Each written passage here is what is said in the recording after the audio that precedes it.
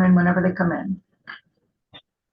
So I want to welcome all of you to Save Money, Save the Planet, how to access free federal dollars for homeowners, renters, car buyers, or leasers. I'm Mimi Plevin-Foust.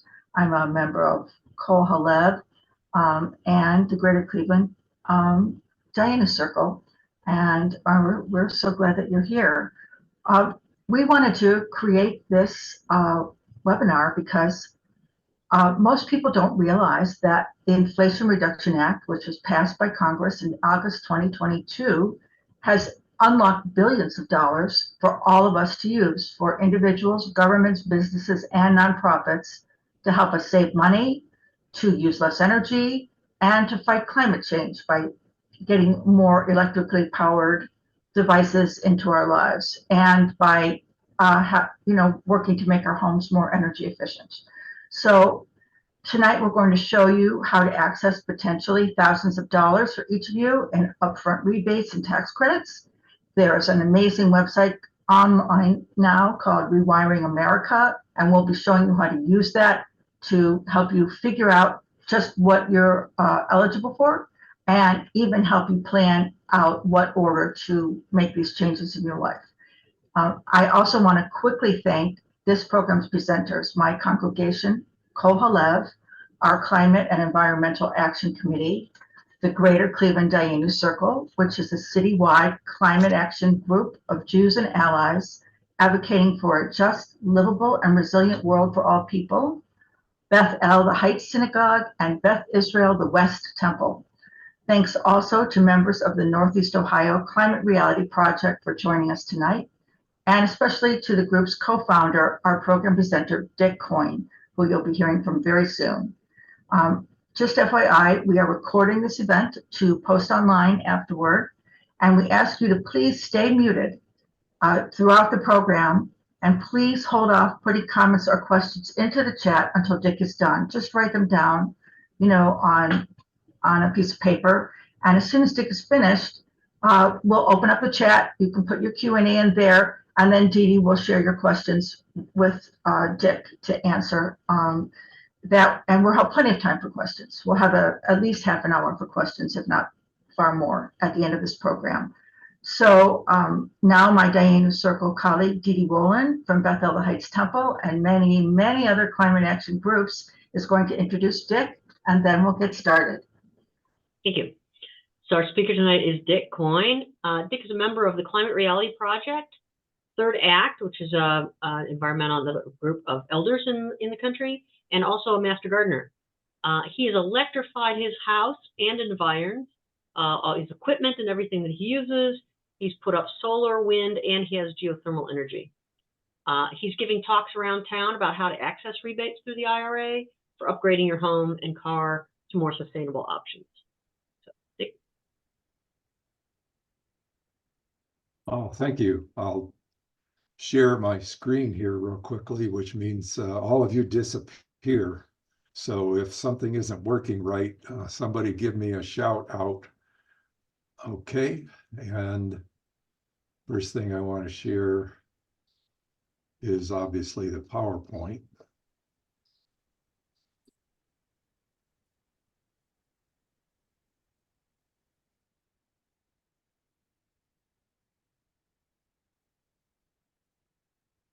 And can somebody verbally tell me that they're seeing my first slide? We see it. Yes, yeah, absolutely. Okay, wonderful.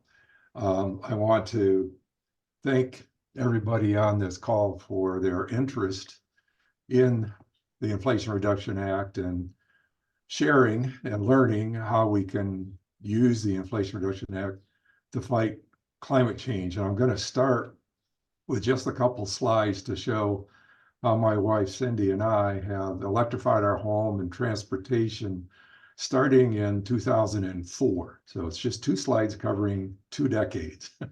At the time, what we were doing was new. And in fact, a local newspaper came out and took pictures and had an article about this new thing called electrification. And at the time, we were heating our home and water with propane and driving gasoline cars. And our yard and garden equipment was all gasoline driven, and we started with just some solar panels and a wind turbine. And this shows our home today.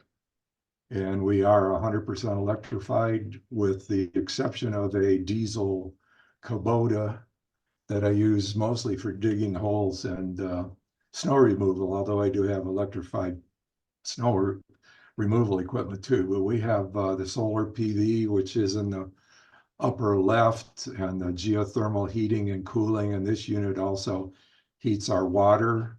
We have a Chevy Volt, which is the plug-in version, and a Chevy Bolt, which is the all-electric version. And then this shows the 1 kilowatt wind turbine that we originally had. And this is a solar hot water system in the lower left-hand corner.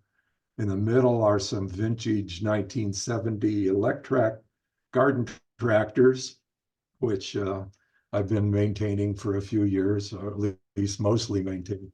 And then a newer Ryobi zero turn for mowing the lawn.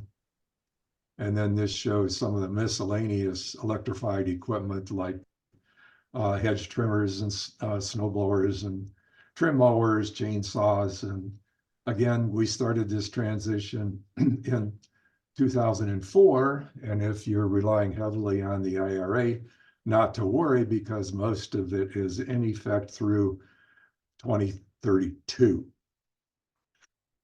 Now, what has changed over the last 2 decades since we started electrifying? Initially, the funding was based on competitive proposals, and I got a 50% reduction in the installation of 2.5 kilowatts of solar, 1 kilowatt of wind. So that total cost was $28,800, and the funding paid for half of that. And the differences today, a solar panel will run about 50 to 75 cents a watt, whereas in 2004, I was paying $4.50 a watt. Solar panels in 04, my biggest panel was 125 watts. Now you can get them up to 500 watts. And there were almost no solar installers. Now there are many to choose from. EVs were almost non-existent. Now there are dozens. No EV repair shops existed. I had to learn how to repair the first electric car I had. And there was no climate change conversations, or at least very little, and we still need more. And there were a few warm weather heat pumps for heating and cooling your home. Now there are many that are warm weather and all weather systems. There were no heat pump water heaters or clothes dryers. At the time I wanted to improve my insulation in my house, the foam insulation they claimed was not suitable because I already had fiberglass in there. Today they have a foam that collapses that fiberglass, and we're looking at upgrading in the next couple of months.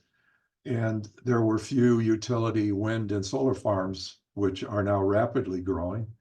And there was limited funding for the renewables versus today, where we have the Inflation Reduction Act. And so we went from 2.5 kilowatts of solar to 14 kilowatts, and everything being electrified. The order that is logical for projects in electrifying your home would be to insulate and stop air infiltration first, so you reduce your energy demands, and that would reduce the solar panels that you would need to provide that electricity. And then go to a heat pump for heating and cooling your home, because, and again, these are in order of environmental impact, and I'll show you what that means later. And then look at electric or hybrid transportation. And finally, sort of the icing on the cake with heat pump water heaters, clothes dryers, cook stove, refrigerator, freezer, that kind of thing.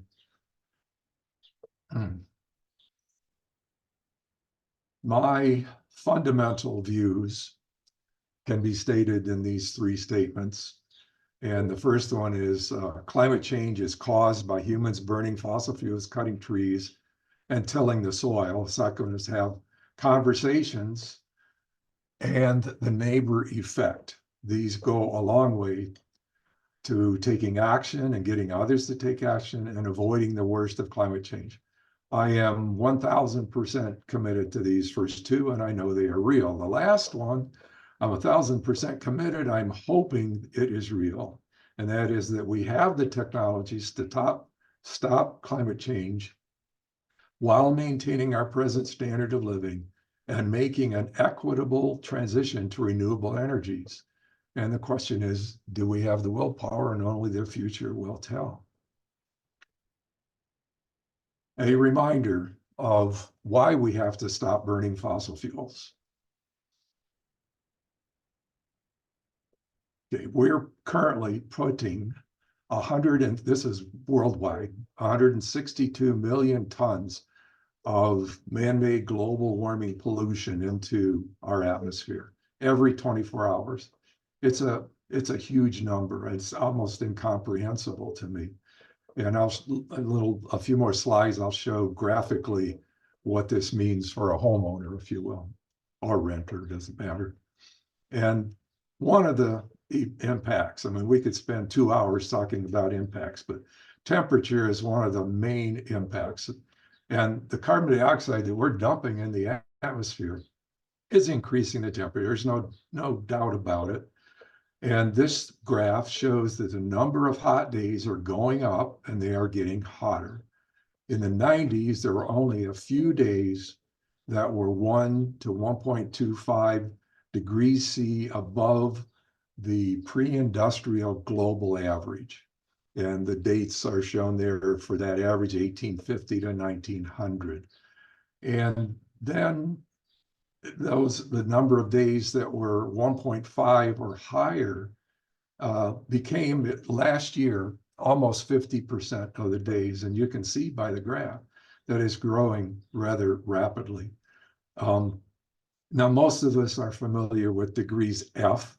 Unfortunately, a lot of the world works in degrees C. And that 1.5 degree C increase translates to 2.7 degrees F, just so you maybe have a better feel for it. And I'd like to also point out or recommend a book titled The Heat Will Kill Us First by Jeff Goodell. And Green Energy Ohio reviewed this book a couple months ago, and the Northeast Ohio Climate Reality Project will be reviewing it, I believe, next month, in the next few months. And also, shortly after I read this book, Washington Post had an article titled "Extreme Heat is Forcing America's Farmers to Go Nocturnal." And until I read that article, I didn't realize that farmers are going out at night a lot of the times because it's cooler, and they have to do it for survival reasons. Now, it would be helpful to understand where these greenhouse gases are coming from. And this is a pie chart where the emissions are coming from in the United States. The largest emitter is transportation at 28%. And that's largely us driving our cars and light duty trucks. And then we go down to 25%, which is the electricity that we use, and 23%, which is industrial processes, and then residential and commercial, our buildings, 15%, and finally agriculture at 9%. But note that 68% of that pie is due to us as individuals and as families. And in Ohio, this pie chart shows that 50% of our electricity is generated from natural gas and almost 32% from coal. Wind and solar total about 3%. And we'll be comparing that with national averages in just a minute. And also, I'd like to point out that the term natural gas is kind of a marketing ploy. to hide the fact that it is methane, which is a fossil fuel that's 50 to 80 times worse than carbon dioxide when it comes to warming our planet. And then I've got a whole table of this with all of the states. I just pulled out Ohio and the United States averages. And Ohio does compare with the national average in other states in that, well, it's the 10th, it's among the top 10 states for burning fossil fuels and the bottom 3 states for wind plus solar generation of electricity. And so Ohio is well above the national average for burning fossil fuels and below the national average for wind plus solar. And if anybody wants this entire table, just reach out by email, get a hold of me. So 80% of our electricity in Ohio is produced from natural gas and coal.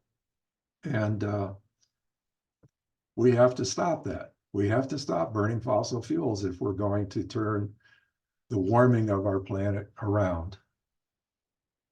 Coal use in the US power plants in 23 is likely to be about half of what it was a decade ago.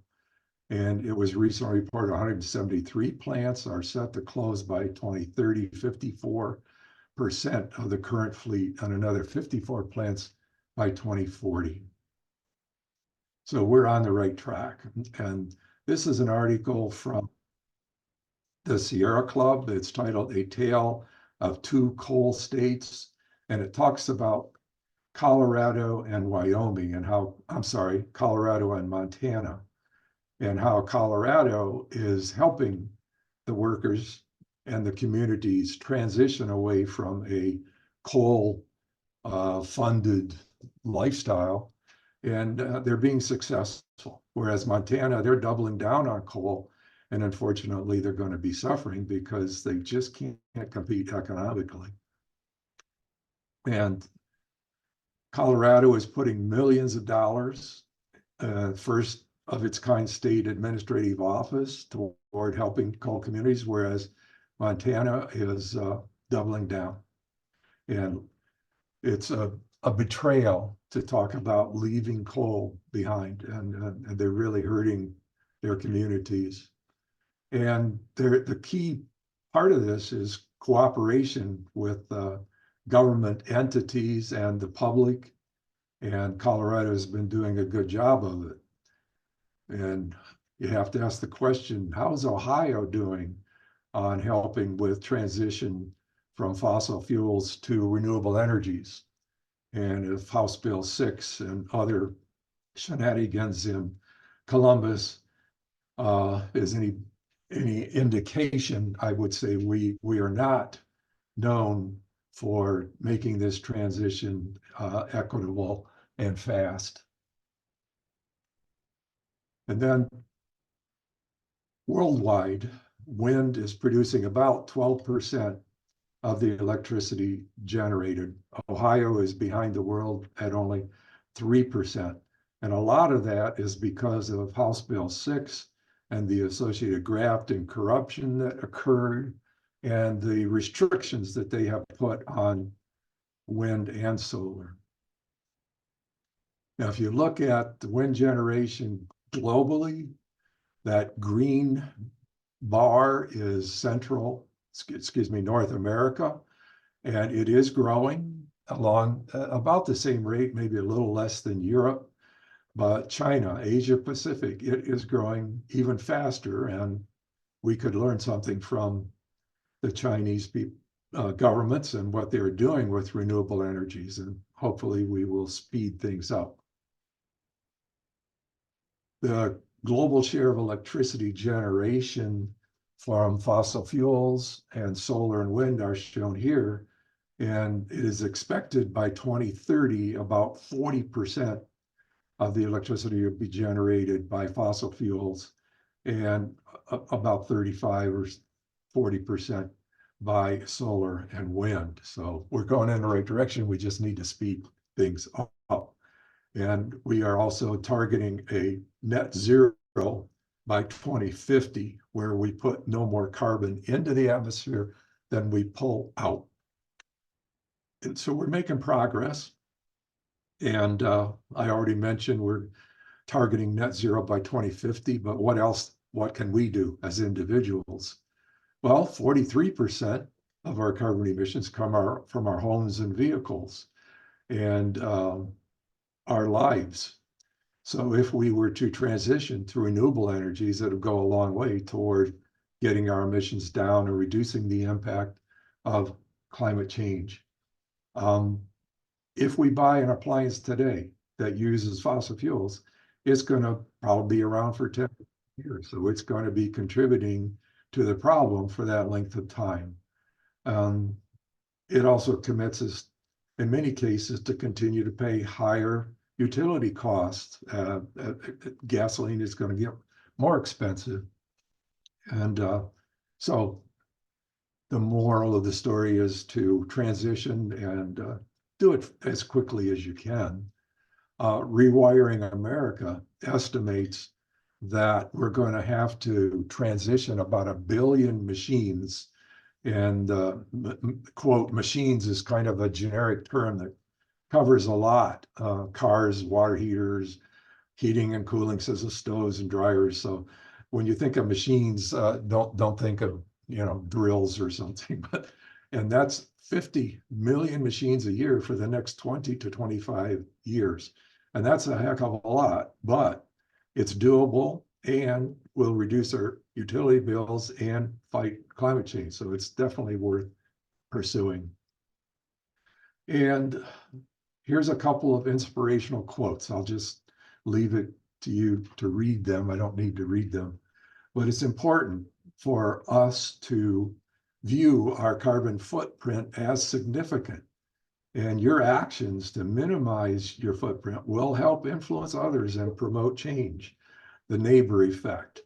Margaret Mead and Mother Teresa, if they're around today, I'm sure that they would agree that the philosophy to fight climate emergencies is something that we can well spend our time on.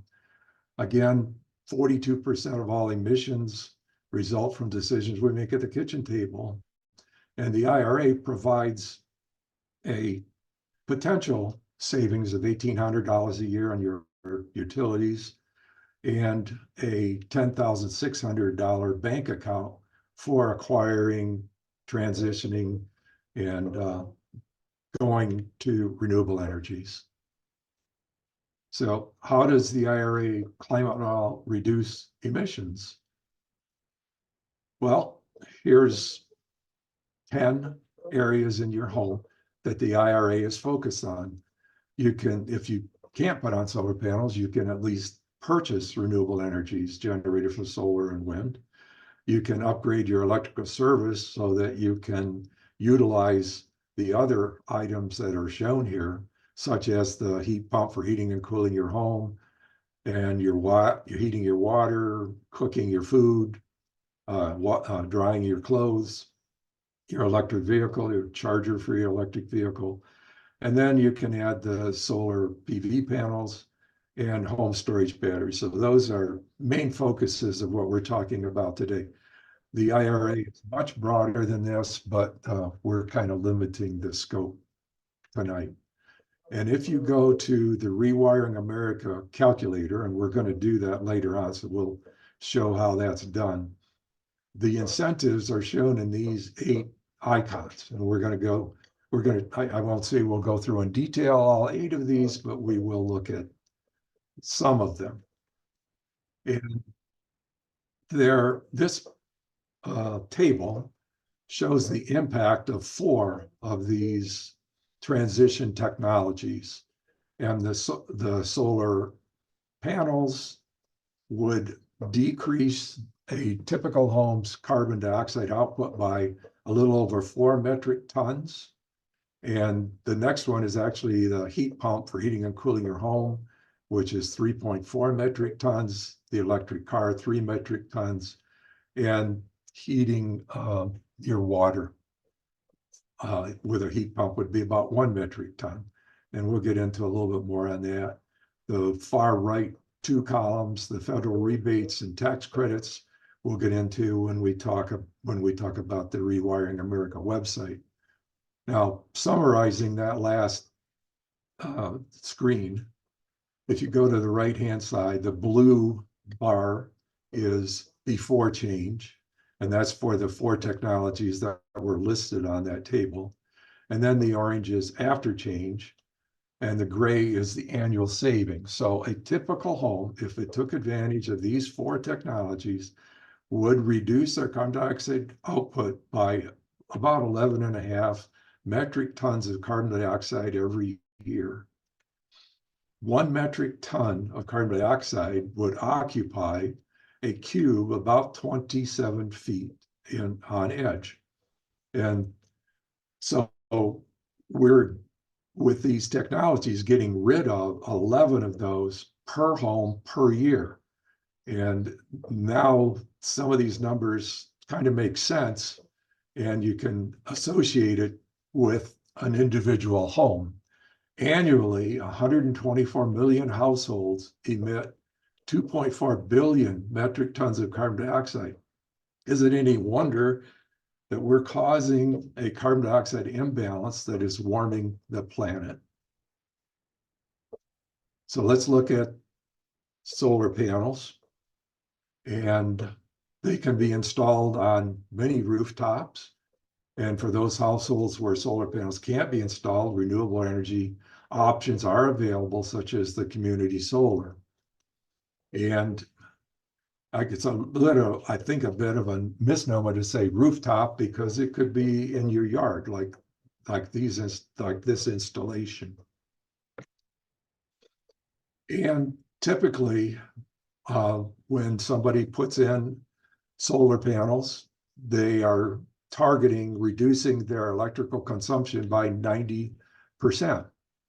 So a typical home on the grid would be producing 4.6 metric tons of carbon dioxide. And then after the solar panels, 90% reduction, they'd be down to 0.46, significant reduction every year. And then, as we've already said, there's rooftop solar, there's putting it on your yard, and then community solar. And this is a good point to not discuss, I just want to point out that House Bill 197 is under discussion now, and we need to support it, and it will support a test program for community solar to provide electricity for needy communities. And I want to look at the solar panel cost and the payback period. And a typical home might require about 10,000 watts of solar panels. And a reasonable price is about $3 a watt. There are people out there asking for as much as $5 a watt. There are some that are advertising $1.75 a watt. So the range is rather broad, but I kind of picked 3 because that's what my daughter and neighbor and that's pretty much what we paid. So a 10,000 watt system would cost $30,000. You subtract a 30% federal tax credit, that's $9,000 off.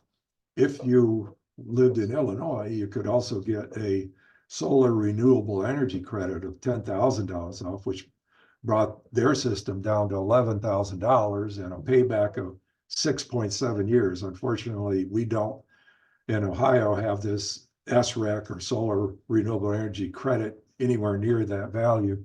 So on this installation, they might be a 13-year payback, but it's very typical to be at right around 10-year payback in Ohio even. And looking at electric cars, 81% of our vehicle miles are sourced from our personal cars. I don't know how many miles you put on that bicycle on the wall, but I don't put very many on with the bicycle. And if you look at the far left column is an internal combustion engine, a fossil fuel car. And at the bottom, it shows that it would produce 5 metric tons per year of carbon dioxide. If you replaced it with a standard hybrid, reduce that to 2.8 metric tons, a plug-in hybrid down to 2.0, an all-electric vehicle down to 1.4.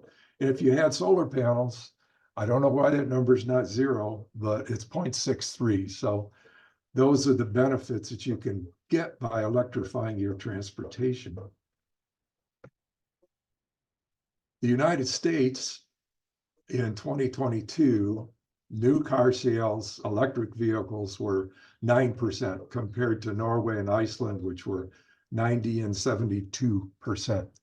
We've got a ways to go, and I'm hoping this accelerates rapidly.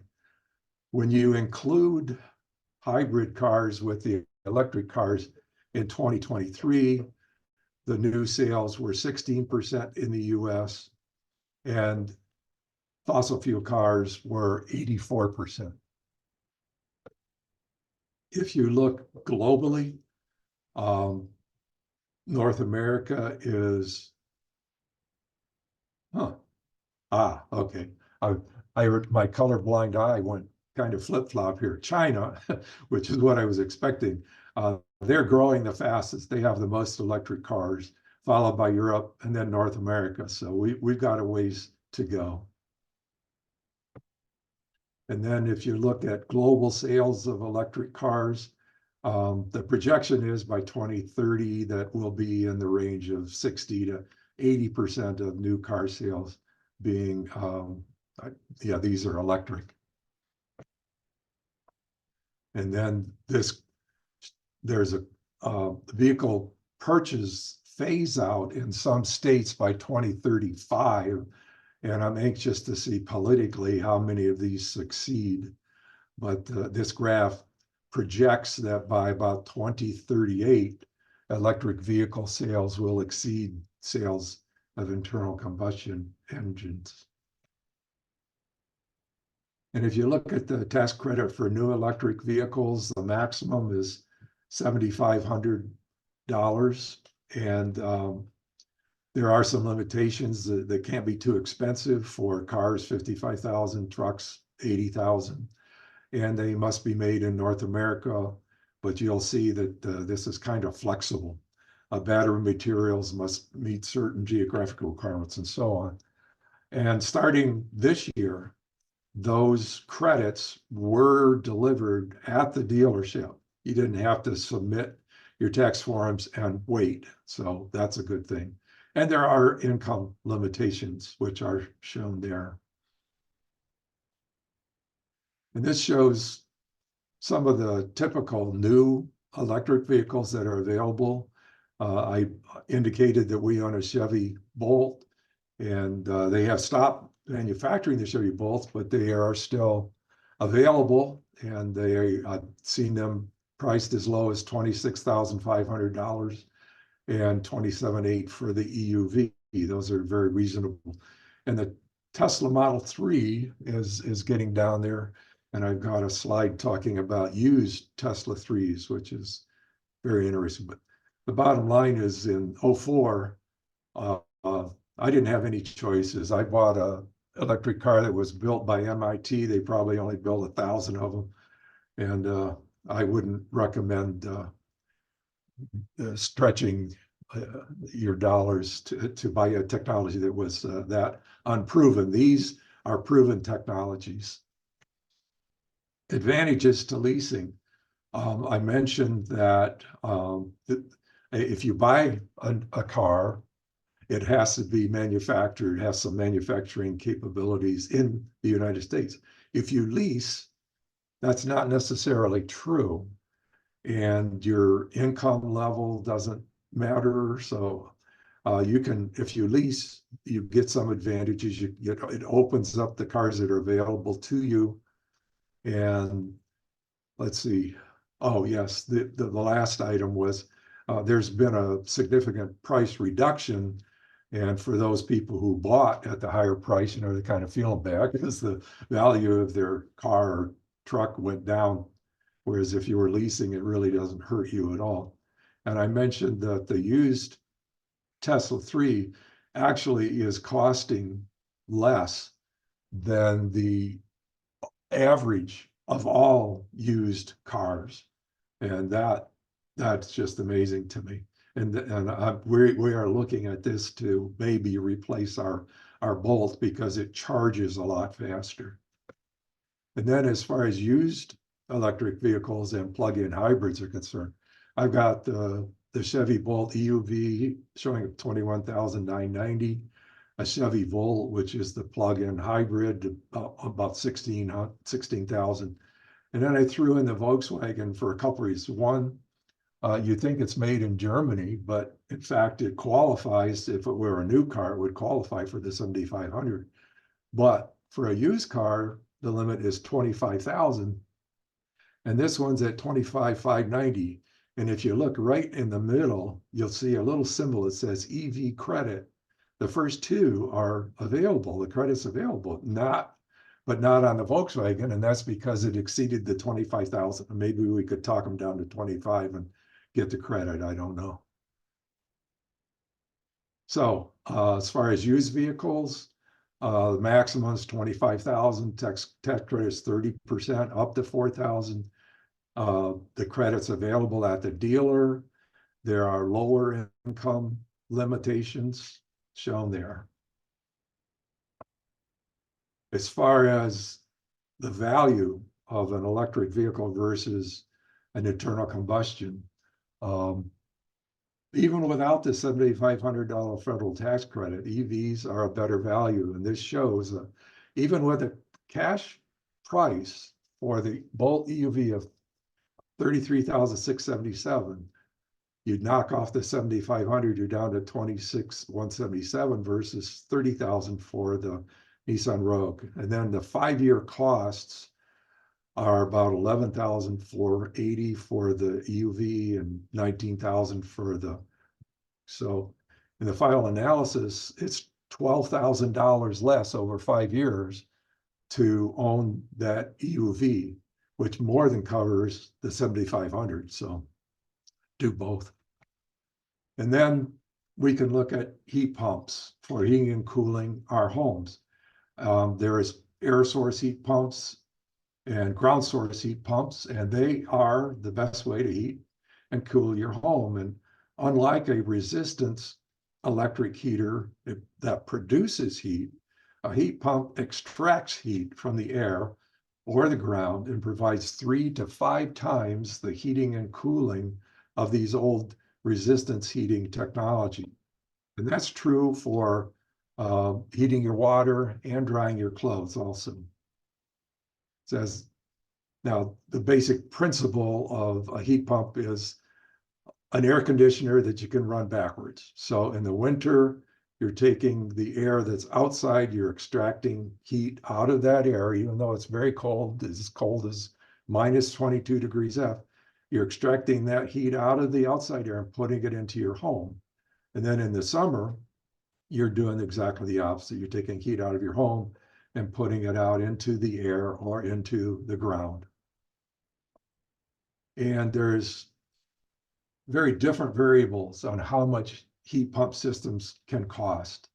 And depending on your existing home system, your current setup for your HVAC system, there's basically 3 types of heat pump systems. On the left is an air source system that exchanges, I've already described it, and we'll go through that again. And if you use a geothermal system, you're exchanging it with the earth. And the geothermal system is more expensive because you have to dig trenches and put in lines for exchanging that heat with the earth or with a pond or some other geo-based system. And then the least expensive is the ductless mini split. So you don't have to have ducting. You can put a unit outside the wall, put a unit inside, and you can put, like, I know a family that has 2 outside units, 5 inside units. And the costs of the ductless mini splits are much less than geothermal because you don't have all that digging and other reasons.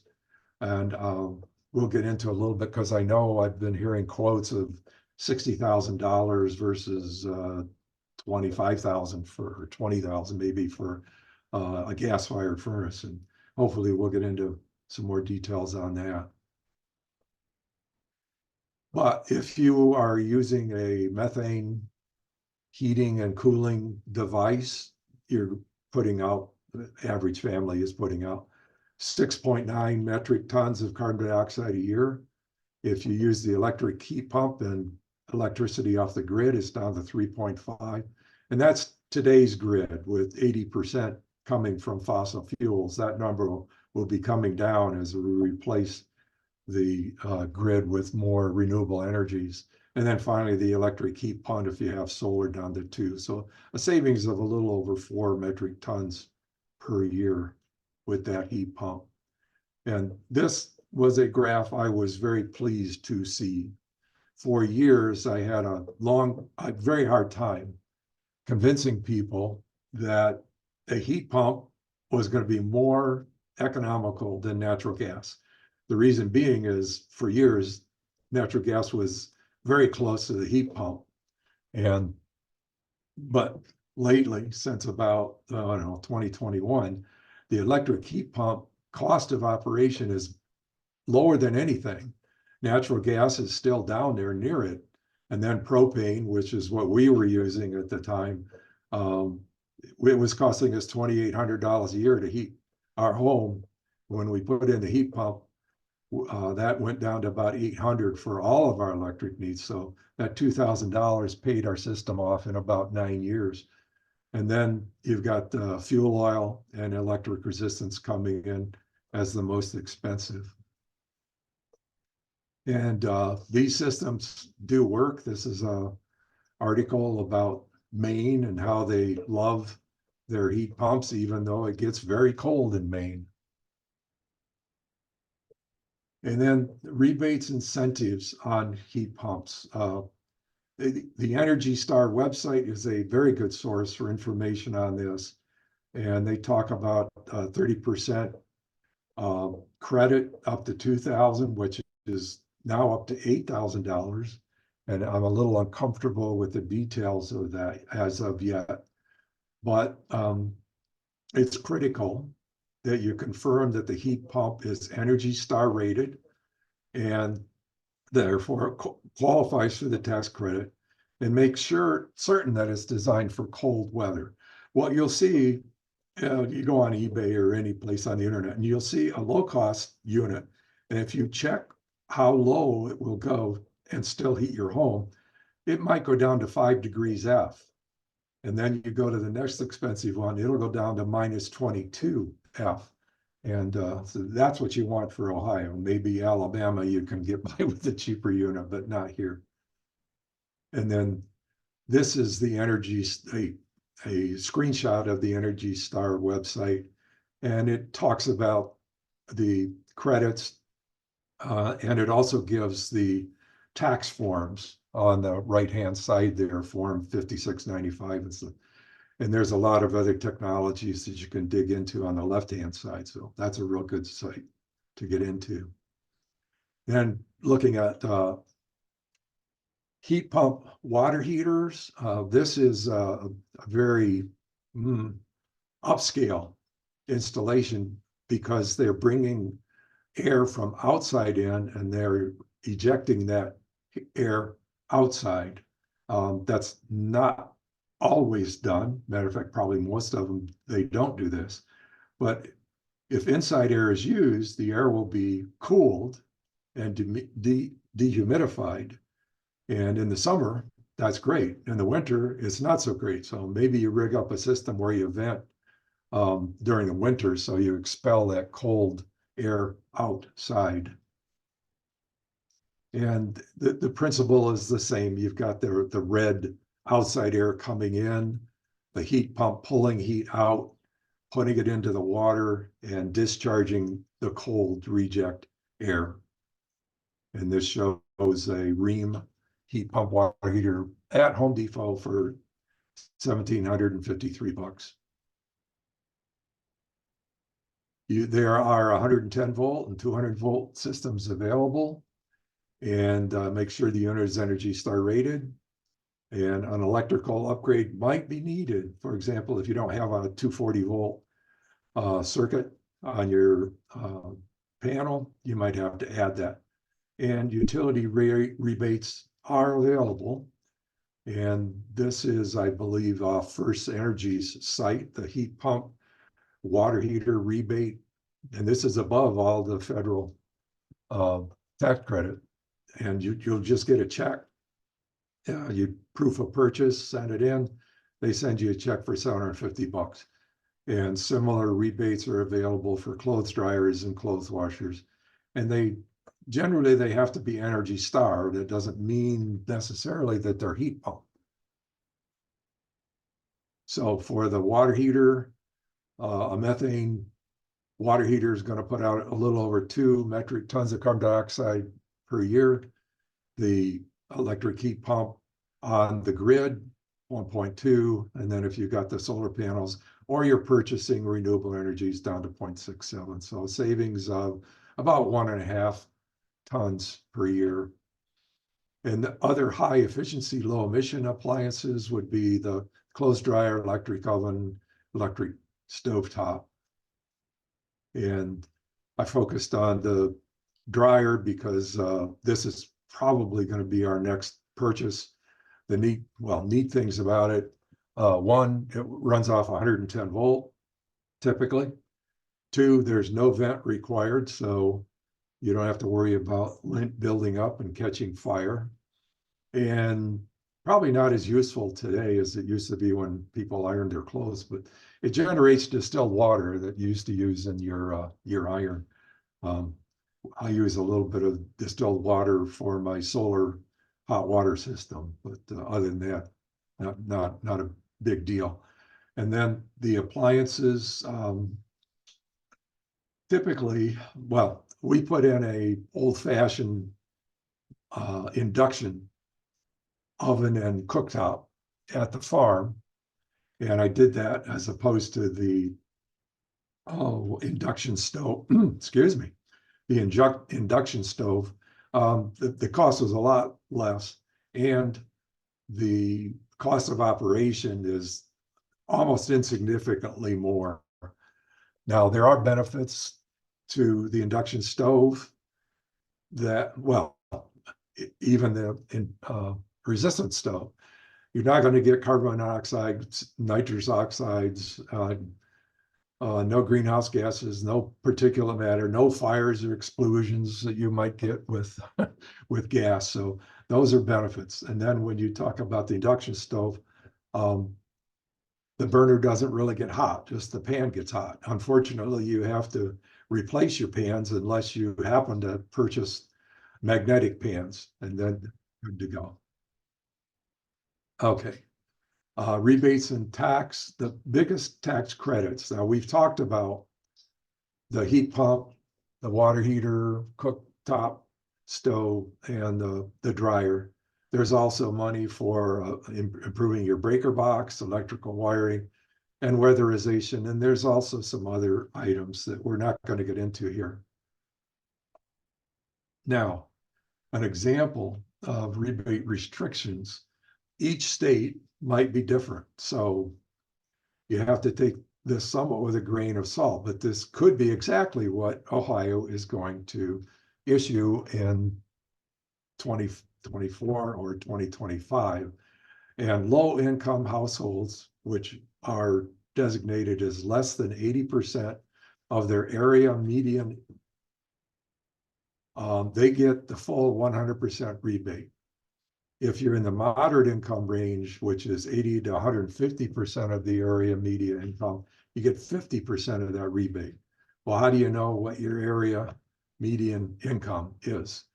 Well, you Google area median income lookup tool, and you can go to a map and you can put in your zip code, and it'll tell you what it is for your area. So for Chardon, the 100% median income is 94,000, 80%, 75,200. So you can do that for any area in the United States. Now, Uh, we talked about Rewiring America a little bit. There is a guide available that you can get on their site and download. I think it's 38 pages, and if you like reading that kind of material, it's a good way to go.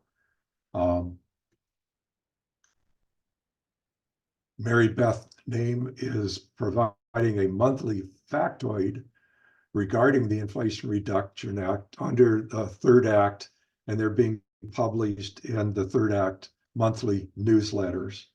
And those items that are in blue have already been issued. Those in white will be coming in future issues of the newsletter. And it's our choice. We can stop burning fossil fuels, or we can create a climate that will cause future generations to struggle and continue to cause more and more extinctions. And what we are proposing, well, we being CRP, and there are many organizations, I think this one, are asking people to take this pledge.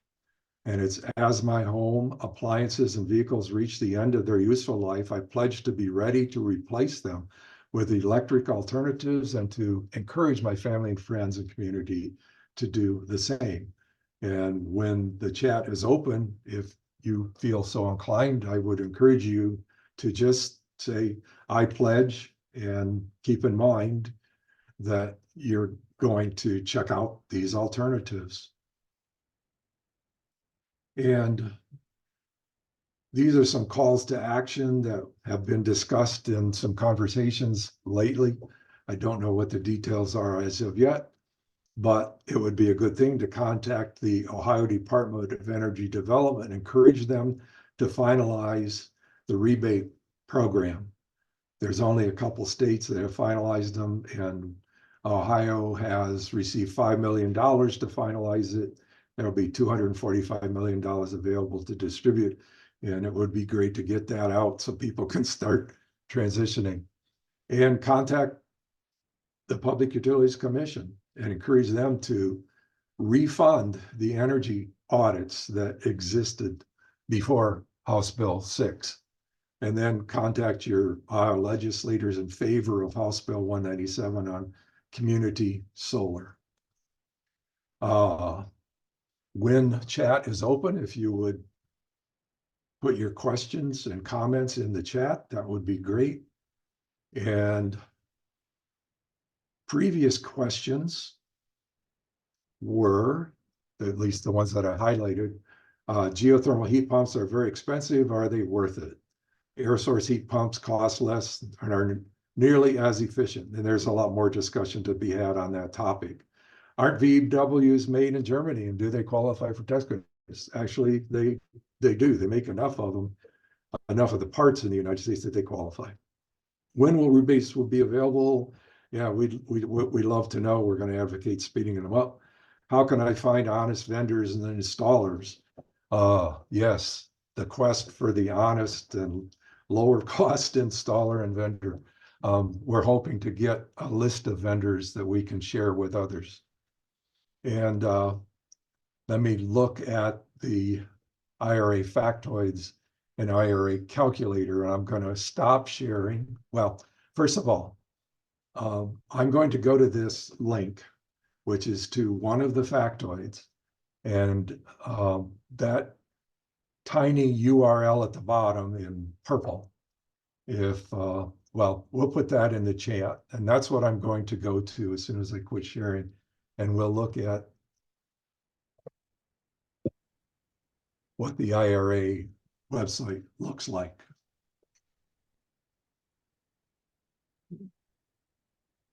How are we doing?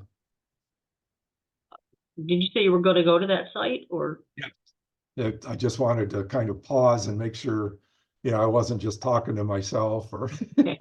So one of the questions is, what about home wind turbines? Well, let's not go to the questions quite yet. I want to go to, Okay. yeah, I mean, while I'm looking at the Rewiring America website, if you would, you can, I hope the chat is open and you can start putting things in on that. But I'm going to where's the share button? Share. Hmm. It's in the bottom middle. There's a green, when you highlight it, it's a share screen with a little arrow and Yes, I've got to bear with me one moment. Oh, I know what it was.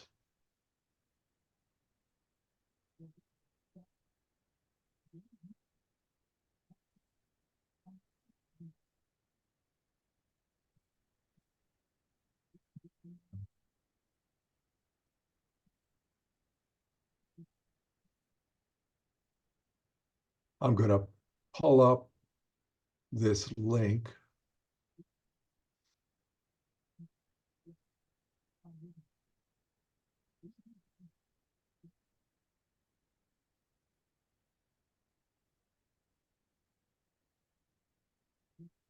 Can you paste in the chat?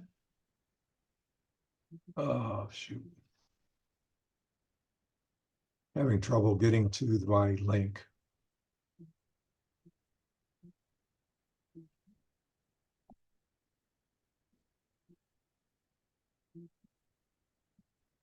Dick, can you paste that tiny URL in the chat, please? Sure.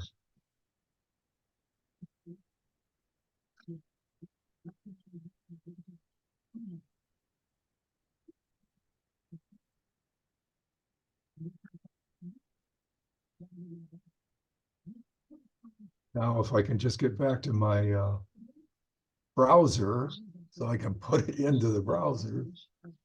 I think I made it.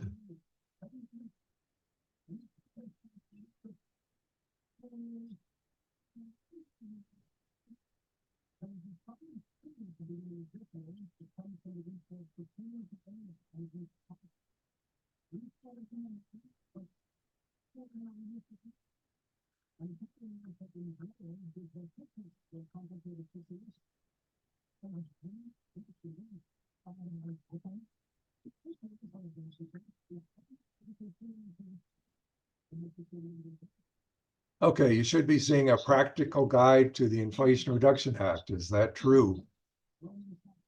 Yes. Okay, now this is one of the factoids and it's got these blue links. And I'm going to skip over the Rewiring America site because it's a general description. I'm going to go to IRA Savings Calculator.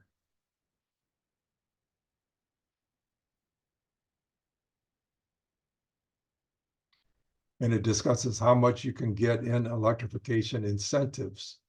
And I've already filled this out, and you can select the technologies you're interested in. So I just selected all of them, and you can see what they are. They're what we've been talking about. Put in my zip code, say I'm a homeowner. From the zip code, it gives me a choice of providers, and it's the illuminating company. Married, filing jointly, I threw in a fictional income, 2 people, and you hit calculate, and you'll get an email telling you what you can get from the IRA. And you can go into these 8 areas, which we've discussed, and get details. You can also go to, in the upper right-hand corner is My Planner, and click on that. And you put in, and again, I've already put in information on our site. That's an aerial view of our house. And the technologies that I have installed or want to install are listed here. And if I just pick a dryer, and I'll view the project on the dryer, you can get a lot of information on that option and the cost benefits, carbon dioxide emissions benefits, and the rebates and tax credits.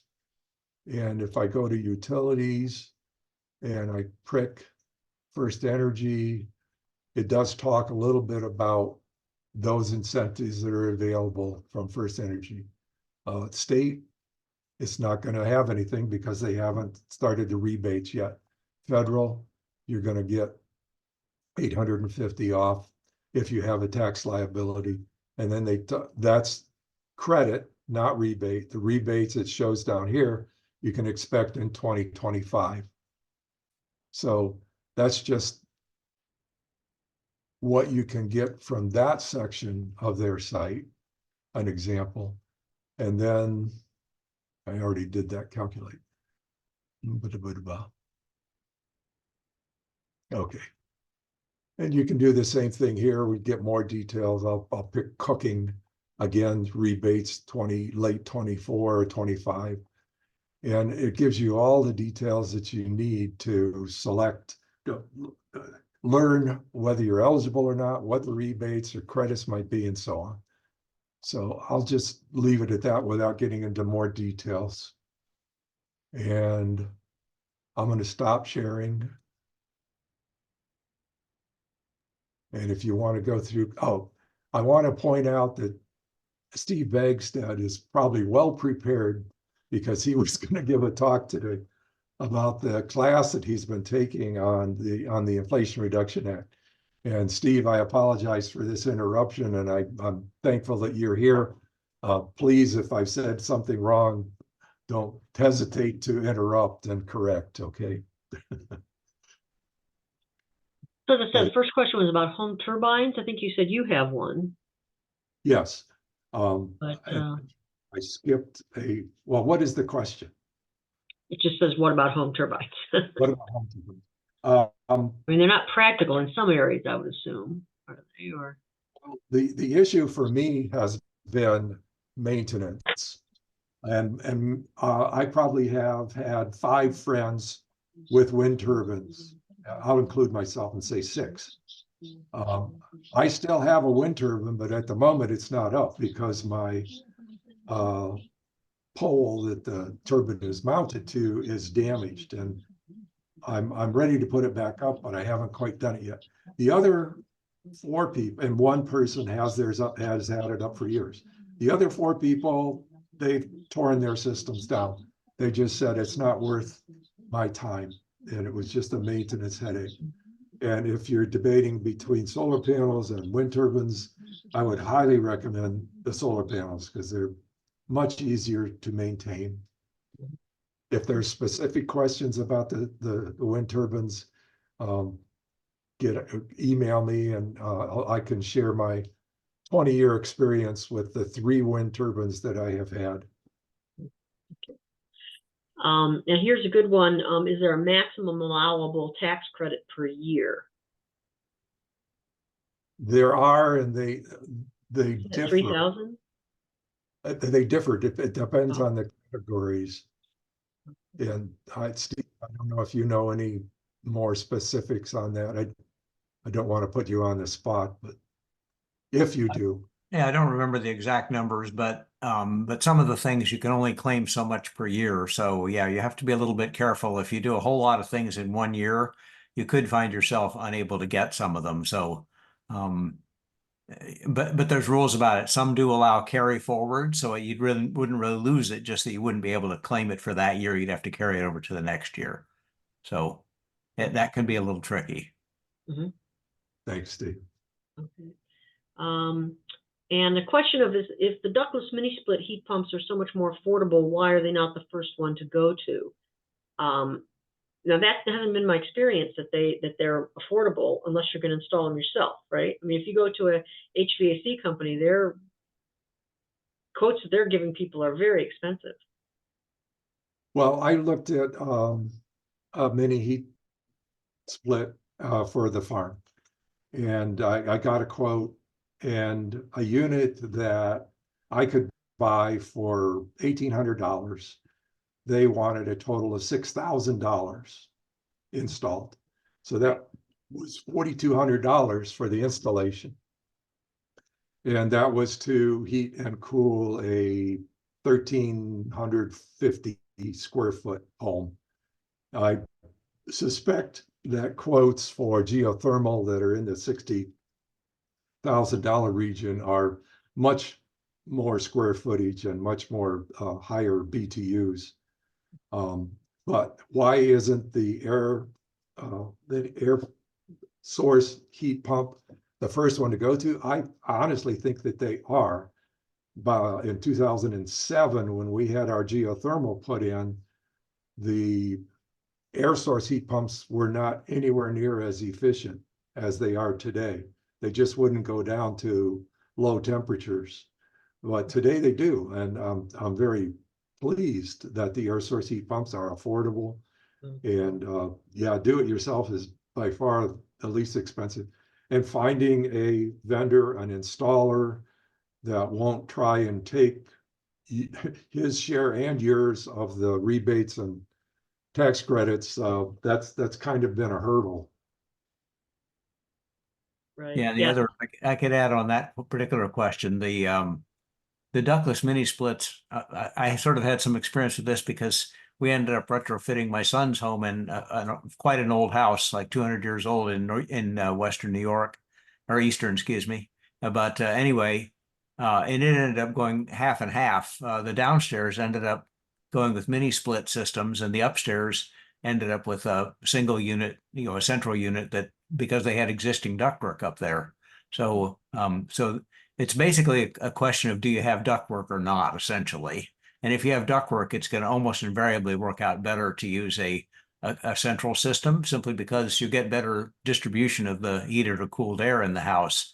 The ductless is, you think of it kind of like a window air conditioner in a way, right? It kind of blows into the area where you are. And so if it's trying to heat 2 or 3 rooms from one unit, it's kind of awkward, right? You may not get a good distribution. It does circulate air, but still, but that's the biggest difference. Right.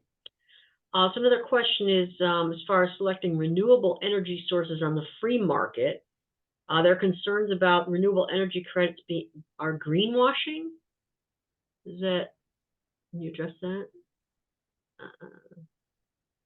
I would share the skepticism only out of ignorance. I'm just inherently skeptical that they're claiming that it's electricity generated by a wind turbine when it isn't. But I have no proof that that's the case, and I did sign up for 100% claim to be 100% wind, and I got a reasonable rate. So hopefully I'm being told the truth. And what about the benefits to renters? I think that would probably depend on some kind of collaboration with the owners, right? Yes, because I don't, a renter isn't going, well, unless the renter is paying for their own utilities. If it's already incorporated into their rent, it really, they're going to pay what the owner is going to want. But if, in some cases, renters are paying their own utilities, and so they, I would think, would be open to negotiating for renewable energies. I'm sure there are exceptions to that too, but yeah, being a renter kind of closes many of the doors available, because as a renter, you're probably not going to be putting in a water heater or solar or a stove, or right. And you might even have trouble plugging in an electric car unless you can park close to an outlet. Mm-hmm. There's a question if a Prius qualifies. I assume maybe they mean for a rebate. Is that not only for EVs but for hybrids? Yeah, the Prius is the plug-in hybrid of choice these days. I believe it gets 43 miles on a charge, and I believe they are eligible, but definitely look it up. I am not 100% confident. Yeah, I put something in the chat for that one. Hope that helps. What does it say? Well, I just said I have a Prius Prime that's 6 years old, and we're getting its lifetime number is almost 190 miles per gallon. So we buy gas for it like once every couple months. But the big deal about plug-in hybrids in general for people, if you're considering one of those, is They really work ideally if you don't do a whole lot of long distance driving, right? Because you want to stay within their range so you can stay electric. And the other thing is easy access to charging. So if you have if you live in a place that has it's a single family home with a garage, that's ideal because you can plug it in real easily and charge overnight, charge during the day, whenever it's handy. So. Does somebody out there have a cell phone they could Google and see and share in the chat? That would be good to know. And are there rebates for home wind turbines? And that wasn't one of the choices because, like I said, it's probably not as common as solar or something. Well, I can only say that I see it on the tax forms. I Okay. don't see it in Wiring America. I don't think I'm in the minority in disfavoring the wind. Now I'm talking about small wind. I'm not talking about commercial wind. I'm talking backyard wind. It's just a lot of moving parts. Right. Okay. Are there any other questions?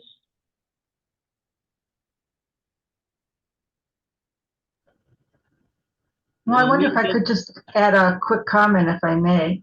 I encourage people to explore the Rewiring America website because they can help you plan in what order you're going to do projects. They can really personalize things depending on what you input to help you, go through things step by step over several years. So it's a good site to explore.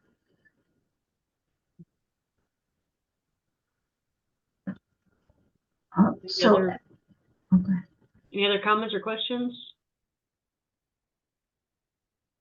As far as advocacy, do you folks have plans for making specific requests of members to advocate for such things as House Bill 187? We do put out stuff, put out information about that sometimes, don't we, Mimi? We definitely do, and what I'd like to let everyone know is that sometime in the next couple of days, everyone who signed up for this, we're going to send you a link to the recording, which will be posted on YouTube. We're going to be sending you the link to the factoid that Dick just showed us and Rewiring America, and we'll have the 3 calls to action that Dick suggested with the right places to contact to inquire about these things or to express your opinion, because they're all very important and they do need to hear from us. So and we do, yes, we do share them with our individual groups, and we will. So Dick, I had another question. Did you mention that there were heat pump refrigerators? No. No, okay. That was just in the list there then. The utilities are, if it's Energy Star, the utilities are giving rebates and they don't have to be heat pump. Okay. And refrigerators and freezers and, I mean, they even have Energy Star gas furnaces. So you can't get money from the IRA for that, but you can get it from the utilities.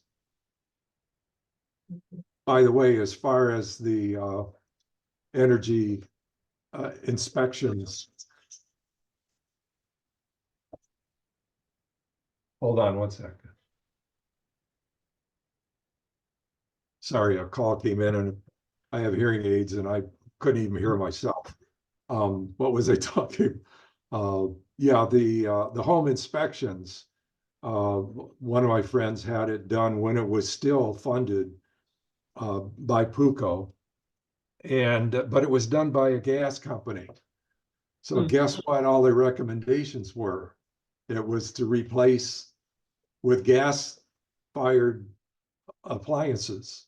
There was not one recommendation for an electrical replacement. So that's another thing. We can't just get funding and then turn it over to a gas company because you're not going to get electrification. You're going to get more gas. Right.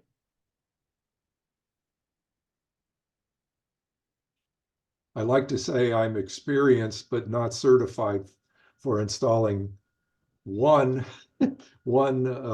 mini split system, and hopefully by the end of the month it'll be two.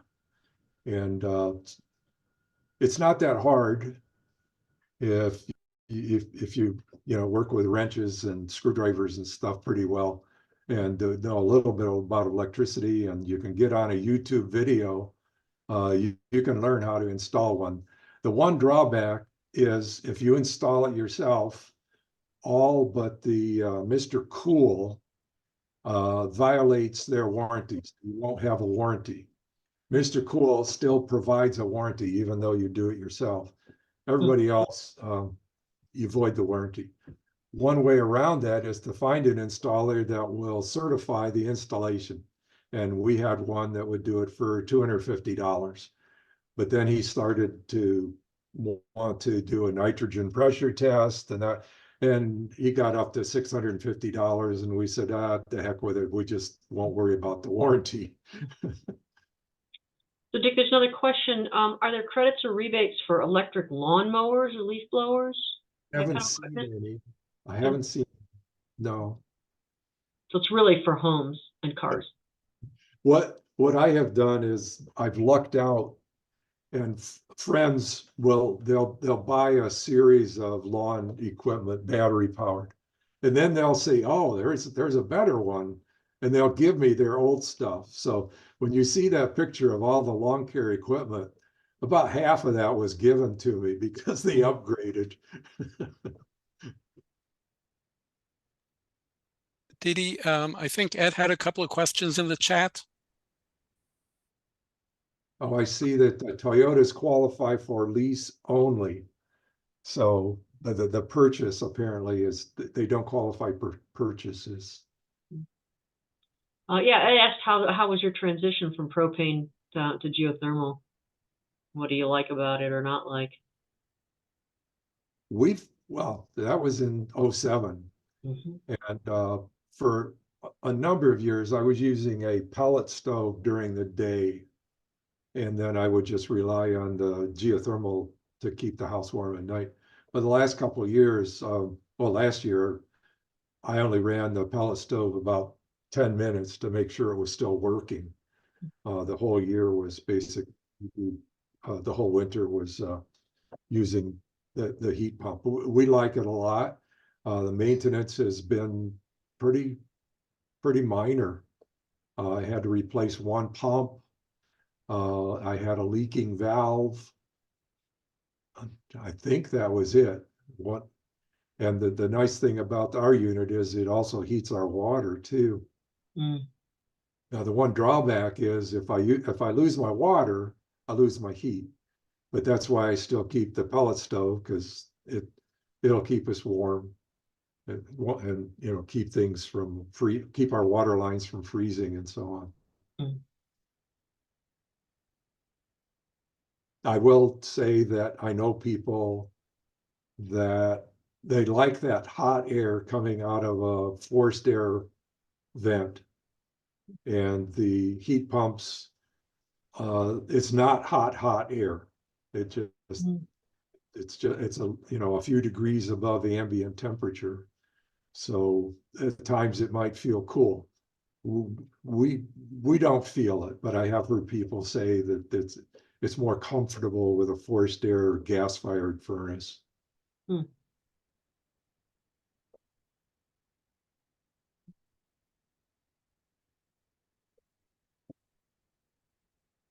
I noticed that somebody pledged or said, I pledged, and I thank you for that. I think what we are doing this moment is one of the most important things that we can do to help future generations. And I hope I live long enough to see us. Well, there's tipping points, and there's good tipping points, and there's bad tipping points. And I hope the good tipping points are evident.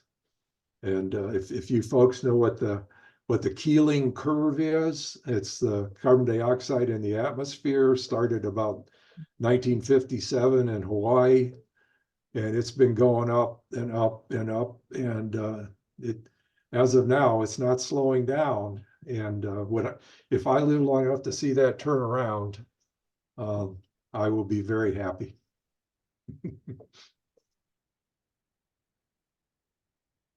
Somebody asked, how do you manage heating, cooling if your power goes out? I mentioned I have a pellet stove, and it does require a little bit of electricity for the blower and the igniter. And I've got a small inverter and a number of batteries. I mean, I've got batteries for all the garden equipment and even the whole house. The only thing I don't have batteries for is water, and I can't run the geothermal furnace. Those are 220 high amperage. I don't have the capacity in the batteries to do that. And I've also got a number of 12-volt batteries and a small inverter. And I can put an inverter on my Chevy Bolt. And I can run a refrigerator on my freezer for about 2 weeks, which is, so I know my food is protected as long as I don't drive anywhere. I know that's a minor limitation, but I have a bicycle, so. Well, Dick, thank you so, so much for doing this. We really, really appreciate it. And if anyone else is, part of another organization that you think might appreciate a presentation like this, I have a feeling Dick might be willing to say yes to you. He's very passionate about this topic. So please think about other places where you could share this information. Once we send you the link to the recording of this evening, you can share that link with other people and suggest that they watch it. Thank you so much for sharing your insights and precious time and expertise with us, Dick. And thank you all so, so much for being here. We will be getting an email out to you in the next couple of days with the information that we promised. And take care, everybody. Have a great weekend. Bye-bye. Thanks, Dick. Thank you. Thank you for being here. Have a good night.